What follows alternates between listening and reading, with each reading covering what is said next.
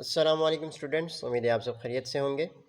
आज की वीडियो में हमारा जो टॉपिक है वो बहुत इम्पॉर्टेंट टॉपिक है, क्योंकि कुछ स्टूडेंट्स ने कमेंट में भी काफ़ी उन्होंने कमेंट किए कि जो लॉजिकल इक्विवेलेंस है विदाउट यूजिंग ट्रुथ टेबल, जो कि शायद हमने मिस कर दिया था, वो टॉपिक हम दोबारा से अपलोड करेंगे।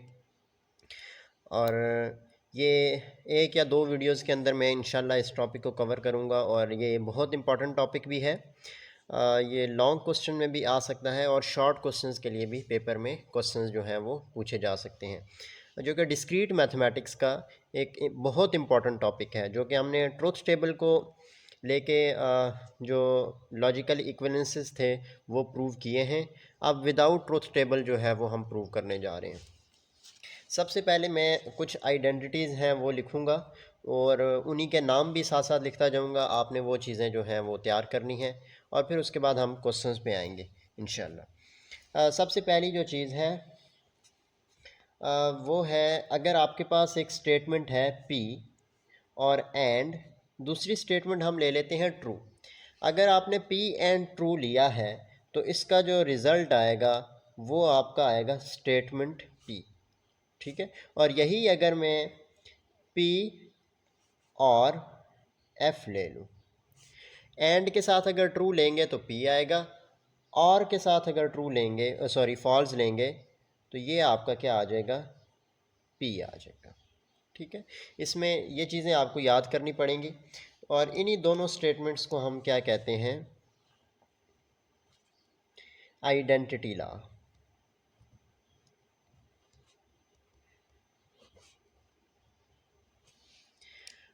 ये दो चीज़। अब अगली चीज़ जो है वो है हमारे पास, अगर मैं P एंड ट्रू लूँ, अब इसी का हम उलट कर रहे हैं,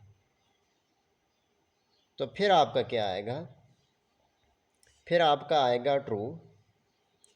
और अगर मैं ये और है, और एंड के साथ अगर ट्रू लूँ तो फिर आपका जो है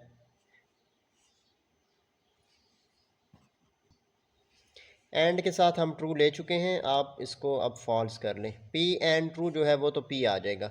अगर हम P एंड फॉल्स लेंगे, ठीक है, तो ये आपका फॉल्स आ जाएगा। ये कंडीशन हम पहले भी पढ़ चुके हैं, ये मैं समझा देता हूँ कैसे होती है। और इस कंडीशन का नाम है डोमिनेशन लॉ।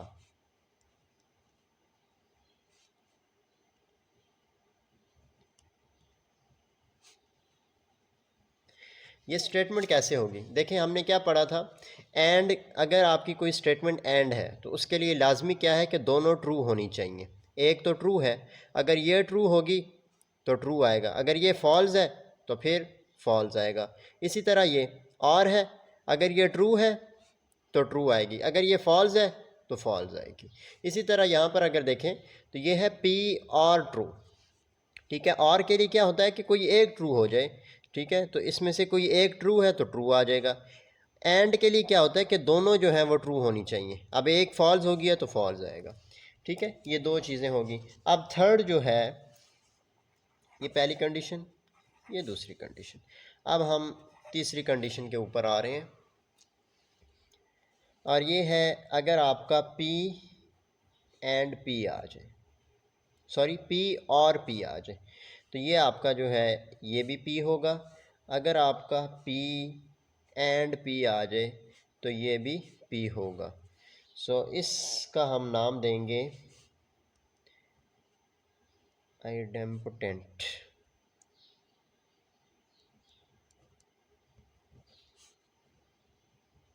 ये हमारे पास तीन चीज़ें होगी। अब नंबर फोर पे क्या है, अगर मेरे पास एक निगेशन है, वो मैं अगर निगेशन P के साथ ही मल्टीप्लाई करता हूँ तो ये आ जाएगा प्लस P, ठीक है। अगर हम इसी तरह अगर Q के साथ करेंगे तो वो प्लस Q हो जाएगा। निगेशन के साथ अगर कोई निगेशन मल्टीप्लाई होती है तो वो जो है वो निगेशन जो है वो ख़त्म हो जाएगी, तो ये P आ जाएगा। ये बेसिकली निगेशन जो है ये माइनस का साइन ही यूज़ करता है। जब हमने ट्रुथ टेबल किए थे तो उसमें भी हम इसके क्वेश्चंस कर चुके हैं, तो ये फिर माइनस माइनस जो है वो प्लस हो जाता है। निगेशन बेसिकली क्या होता है कि आपकी स्टेटमेंट की जो नेचर है उसको चेंज कर देता है। अगर आपकी स्टेटमेंट ट्रू है तो उसको फॉल्स कर देगा, अगर फॉल्स है तो उसको ट्रू कर देगा, ठीक है, तो इसको हम कह सकते हैं कि यह डबल नेगेशन लॉ है।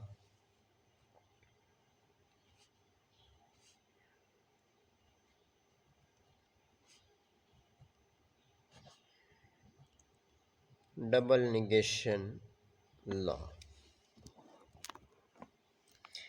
ये हमारे पास जो चार चीज़ें आ गई। अब हम आते हैं आगे नंबर 5 पे। तो अगर मेरे पास है P और Q, तो ये किसके इक्वल होगा? Q और P। इसको आप कम्यूटेटिव लॉ कह सकते हैं। ये अगर आपका P एंड Q हो तो ये इक्वल होगा Q एंड P के। सो ये जो लॉ है इसको हम नाम दे देंगे कम्यूटेटिव लॉ का।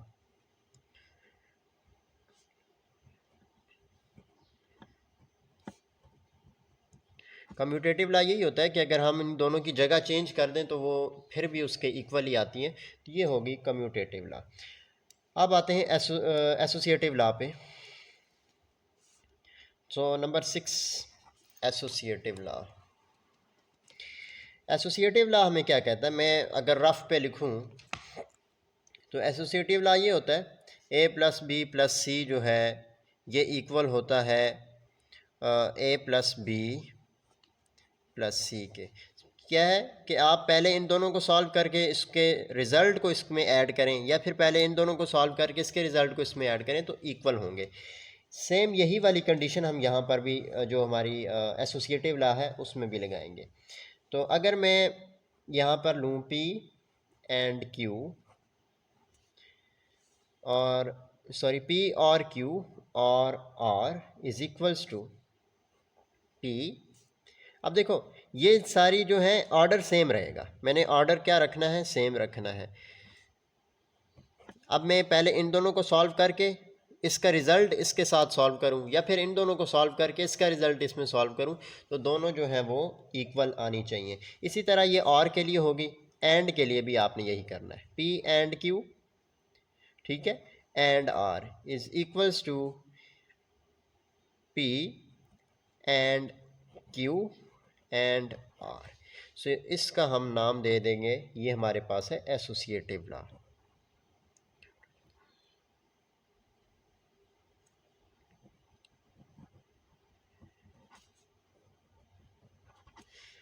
नंबर 7 6 हो गए हैं, और ये क्योंकि अगर आपको ये चीज़ें याद होंगी तो इसके बाद हमारे जो लॉजिकल इक्विवेलेंस हैं, जो कंडीशनल स्टेटमेंट है, बाय कंडीशनल स्टेटमेंट है, ये सारी चीज़ें जब तक याद नहीं होंगी तो क्वेश्चंस जो हैं वो सॉल्व नहीं होंगे। तो मैं इसके बाद क्वेश्चन भी सॉल्व करूँगा, लेकिन उससे पहले ये चीज़ें जो हैं वो बड़ी इंपॉर्टेंट हैं। अब आ जाते हैं डिस्ट्रीब्यूटिव लॉ। डिस्ट्रीब्यूटिव लॉ हमें क्या कहता है कि P and Q and R हो, P और Q एंड R हो। ठीक है, पहले मैंने क्या लिया? P और, ये और आ गया, फिर Q एंड R। तो ये इक्वल किसके होगा? ये काफ़ी इम्पोर्टेंट है, ये यूज़ होंगी आगे। सो P और Q, उसके बाद एंड P और R। क्या कर दिया?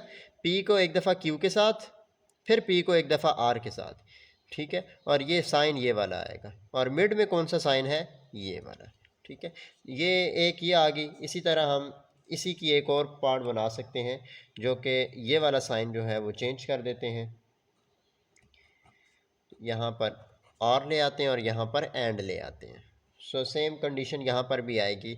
सो ये चेंज हो जाएंगे, P एंड Q और P एंड R, ठीक है। सो इसका हम नाम दे देंगे डिस्ट्रीब्यूटिव लॉ।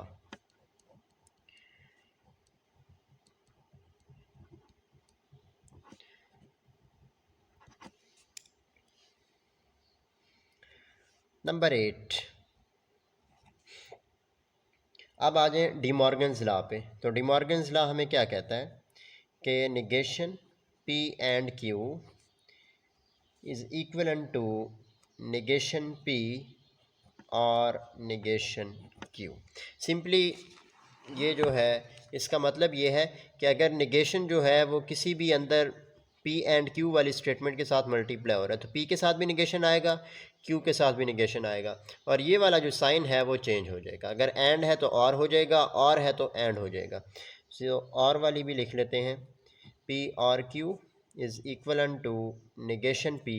अब देखें और था तो इसको हम और को एंड में चेंज कर दिया। सो ये हमारे पास है डी मॉर्गन्स लॉ।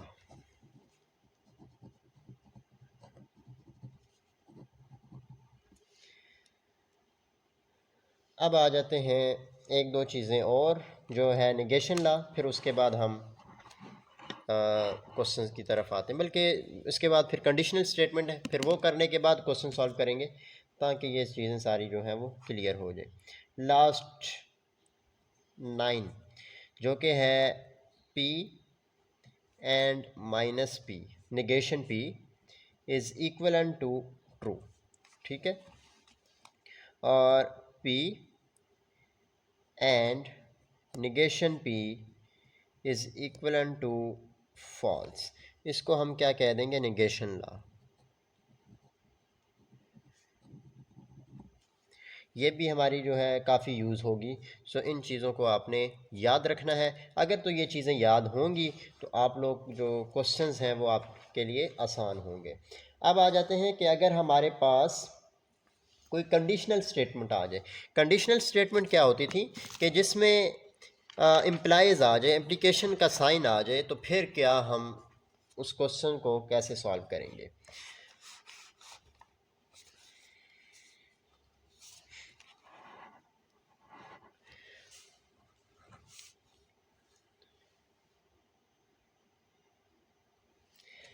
सबसे पहले अगर तो मेरे पास है P इम्प्लाइज Q, ठीक है, ये इक्वलेंट है निगेशन P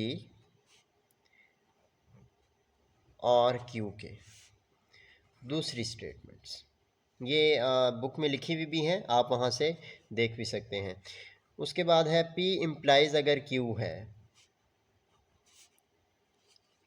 तो इसको हम ये भी लिख सकते हैं कि निगेशन Q को पहले, इम्प्लाइज निगेशन P। इनकी जगह चेंज अगर करेंगे तो साथ जो है वो निगेशन का साथ साइन आ जाएगा।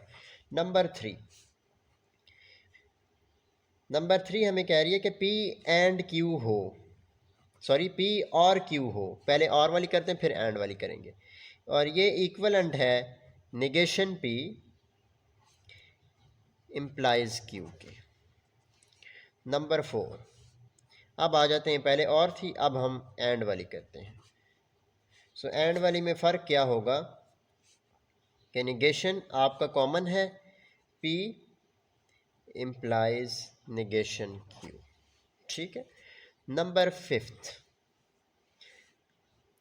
ये हम बाय यूजिंग ट्रुथ टेबल इनको प्रूव करते हैं, और अगर आपको ये चीज़ें समझ नहीं आ रही तो मुझे कमेंट में बता देना, मैं बाय यूजिंग ट्रुथ टेबल इनको प्रूव करके दिखा दूंगा, ताकि कोई डाउट ना रहे कि ये क्यों आई हैं और कैसे आई हैं।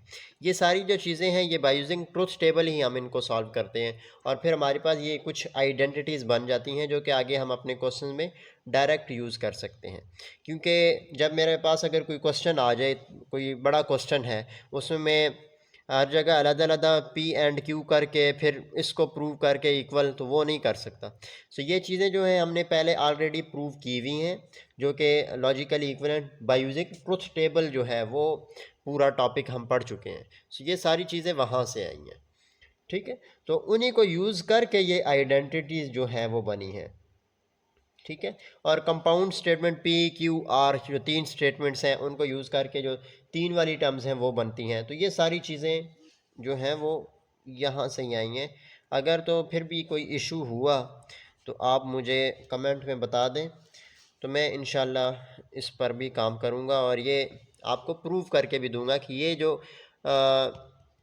आइडेंटिटीज़ हैं ये या लॉजिकली इक्विवेलेंट ये हो। आपको मैं ये लिख तो दी हैं कि ये कैसे हुई हैं, लेकिन अगर आपको ये नहीं पता कि ये सर ये कहाँ से आई हैं, ये तो हो ही नहीं सकता, ये इक्वल कैसे हुई हैं, तो वो मुझे आप बता देना, मैं इनको बाय यूजिंग ट्रुथ टेबल आपको प्रूव भी कर दूंगा। सो P एंड सॉरी ये इक्वल है P, आगे हमारे पास इम्प्लाइज है तो एंड निगेशन Q हमारे पास आ जाएगा। नंबर 6 ये है P implies R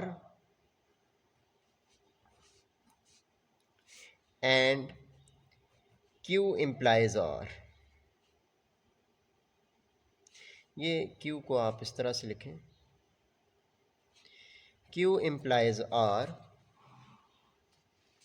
ये ब्रैकेट नहीं है, इज इक्वलन टू P और Q implies R।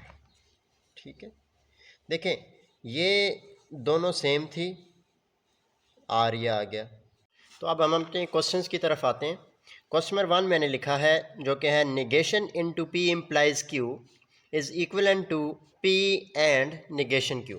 मैं लेफ़्ट हैंड साइड ले लेता हूँ जो कि है निगेशन P implies Q। अच्छा, मैंने यहाँ पर एक आइडेंटिटी लिखी है जो कि है P implies Q is equivalent to negation P और Q। ये जो है ये इक्वल होता है इसके, ये जो हमने नंबर 1 पे लिखी थी P implies Q is equivalent to negation P और Q।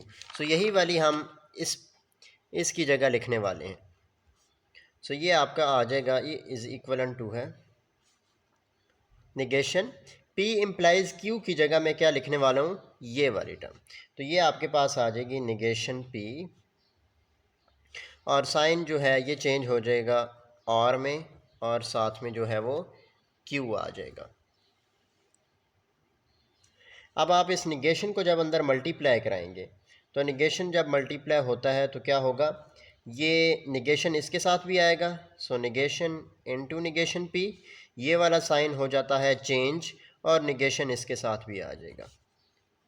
अब मैंने क्या बताया था कि निगेशन को जब किसी निगेशन के साथ मल्टीप्लाई करेंगे, माइनस जो है ये माइनस बेसिकली, तो अगर हम एज अ कॉन्सेप्ट याद करने के लिए रखें तो ये यूँ है, अगर कोई स्टेटमेंट ट्रू है तो उसको फॉल्स कर देता है, अगर फॉल्स है तो उसको ट्रू कर देता है। ठीक है, तो ये इस तरह से होगा। पहले स्टेटमेंट क्या थी, ट्रू थी, वो फॉल्स हो गई। अब अगेन इस पर जब हम लगाएंगे तो फिर यही वाली टर्म आ जाएगी। तो सिंपली अगर डबल निगेशन है तो उसको आप हम सिंगल में लिख सकते हैं, तो ये P आ जाएगा और सॉरी एंड Q। सो ये जो है ये इक्वल है राइट हैंड साइड के। सो यही हमने प्रूव करना था इस क्वेश्चन में। उम्मीद करता हूँ कि ये क्वेश्चन समझ आ गया होगा। नेक्स्ट वीडियो में जो है हम मज़ीद क्वेश्चन सॉल्व करेंगे। अगर वीडियो अच्छी लगी तो लाइक करें, शेयर करें, चैनल को सब्सक्राइब करें। नेक्स्ट वीडियो में इंशाल्लाह इसी विदाउट यूजिंग ट्रुथ टेबल मज़ीद क्वेश्चन जो हैं वो सॉल्व करेंगे। आज की वीडियो में इतना ही, नेक्स्ट वीडियो में इंशाल्लाह आपसे मुलाकात होगी। तब तक के लिए अल्लाह हाफिज़।